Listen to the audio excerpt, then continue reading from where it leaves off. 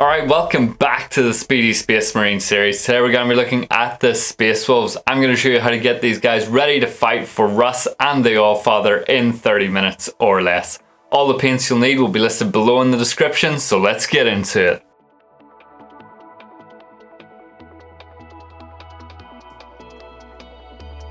Alright, here we go. Starting off with some Mechanicus Standard Grey. I'm going to take the medium Artis Opus dry brush here and overbrush this across the model. We're just aiming for a pretty reasonable foundation where we can build upon with our highlights. So I'm using the dampener here, making sure that my brush is somewhat damp, not wet, to try and get this paint on relatively quickly. You can see that it's kind of rough at the minute, so we're applying this over 2 or 3 layers. We just want to get a nice even foundation across all of the grey armour. So after a couple of passes, you should be left with something that looks a bit like this. Don't forget to do the head and the hands during this phase. We're going to mix some Dawnstone into our Mechanicus Standard Grey and start building up some highlights where the light would naturally catch on the model. You can kind of see some of these reflections from my hobby light at the minute, so I'm targeting the front of the leg on the extended one, the rear of the leg on the back leg, and then the top of the arms, top of the shoulder blades, top of the backpack, across the chest, top of the head, just all the usual spots that you would see whenever you hold your model underneath the hobby light. We're going to build this up over a couple of layers, ensuring we get nice smooth transitions between our colours. They should be nice and gradual and smooth, especially since we're using such a soft dry brush with this process.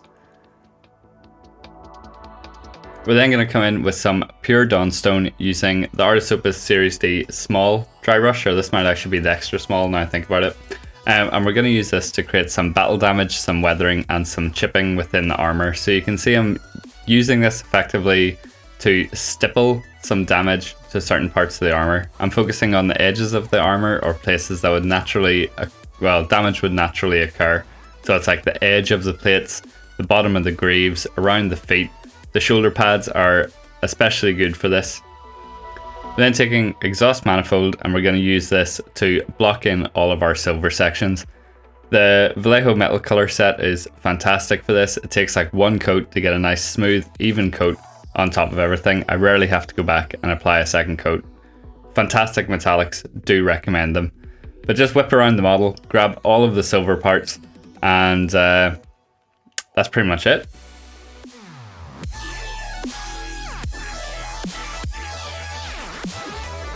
Then going to come in with some brass scorpion. We're going to use this for the rivets on the shoulder pad. I just think the incorporation of some brass really works with the Space Wolves vibe. So whenever I paint these, I try to almost do the perimeter, get the top, the bottom, and then just fill in the middle.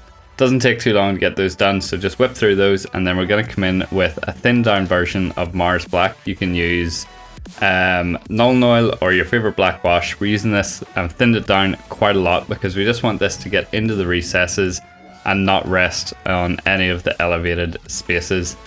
Avoid any tide marks or any weird drying patterns with this, and try to get a pretty smooth cover. We're also using this to tint the color and darken down that armor because the Space Wolves of old had darker armor than they do now, so we want to try and represent that as well. Then we're coming in with just Mars Black as a layer consistency, and we're just going to black out all of the sections, like the rubberized parts in the armor, the bits on the back of the backpack, and then over the gun casing. Grab a bit of Mournefang Brown and apply this over the leather strap attached to the gun. Probably take 1 or 2 coats here to get a nice even base down, but once you've got that down, we will be grabbing some XV88 and starting to highlight our leathers. We're going to be using this to sort of pick out the edges in a bit of a stippling, sort of battle damage, weathering fashion. So I'm just letting the brush sort of dance along the edge, creating some slashes, some mottling, some stippling in places, just to give that impression that there's some wear and tear on the leather. Then I'm going to take some burnt sienna umber and apply this into the rubberized sections on the model. This again just acts as like dirt, grime, weathering that would occur from our marine being on the battlefield. We're also going to apply this over some of the metallic sections to give that impression of some oil, some grease, maybe some rust in certain areas, just to help to add to that grim dark 30k Horus Heresy feel. We're adding a wee bit around the brass bolts on the shoulder just to warm those up and add in a wee bit more depth to that brass colour. Then grab your exhaust manifold again and add in some edge highlights to your metallic sections. You can do the same with the brass at this point.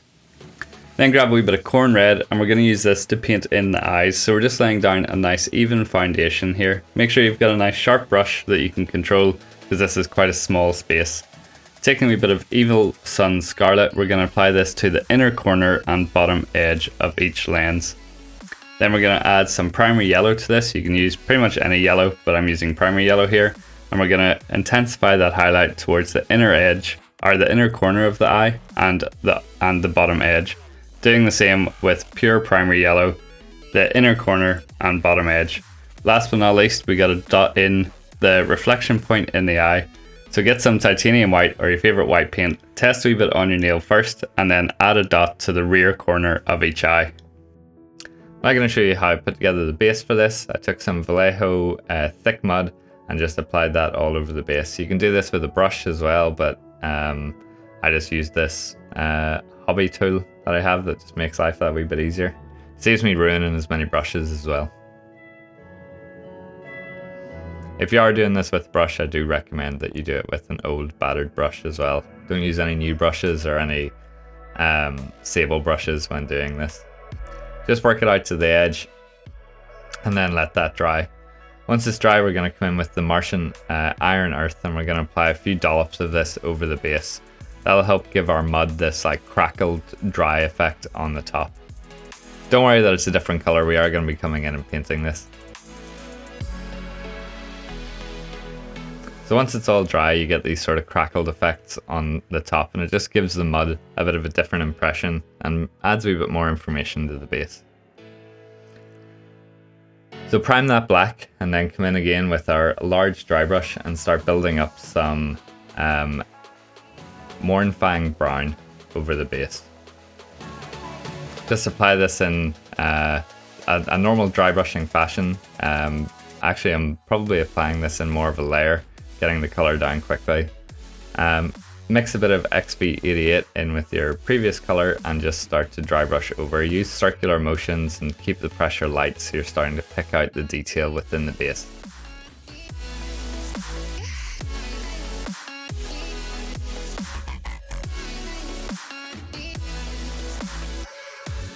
Then using some Tallarn Sand, mix that in with your XV88 and begin picking out a few more of the details. Again, light pressure, circular motions, and just pick out those edges of the base. And then some pure Tallarn Sand just to hit the last few highlights.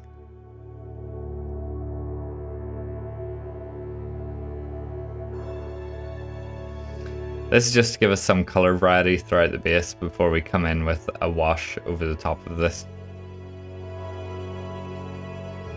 So to get a bit more saturation and color into the base, we're going to be using some burnt Sienna Umber and just applying this in a thick wash over the base. If you have like Agrax Earthshade or another similar color, you can just use that. And be quite liberal whenever you're doing this as well, because you want this to help add some tone to the recesses. And then come back in with your previous dry brush mixes with the XV88 and the Bestial Brown, or Mournefang Brown, I think, sorry, as it is now, and start building up those tones again. Adding some Tallarn Sand into the mix just really hit those edges and give the impression that the mud is dried on the top. With the remaining paint that's on your brush, just apply this over the base of the feet, or the bottom of the feet and the bottom of the greaves, just to give that impression that the marine has been walking through the dirt and is incorporated into the base.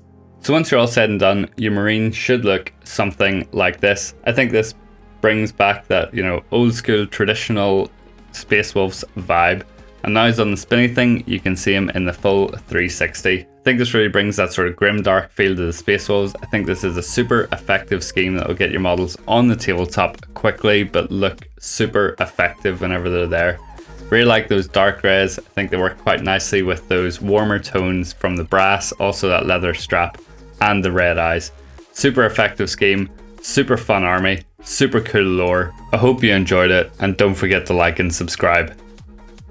Hopefully you found that useful. If you have any comments, questions or suggestions for future videos, please drop them below in the comments. And if you want to take your painting to the next level, I have a Patreon that's focused around feedback and coaching. You also get access to exclusive guides and content. If you want to show me what you've been working on or what you've been using these videos for, please head over to the Discord and drop some pics into the whips or the completed project. I would love to see what you've been doing. Just want to say thank you again for watching, and I'll catch you at the next one. All links can be found below in the description.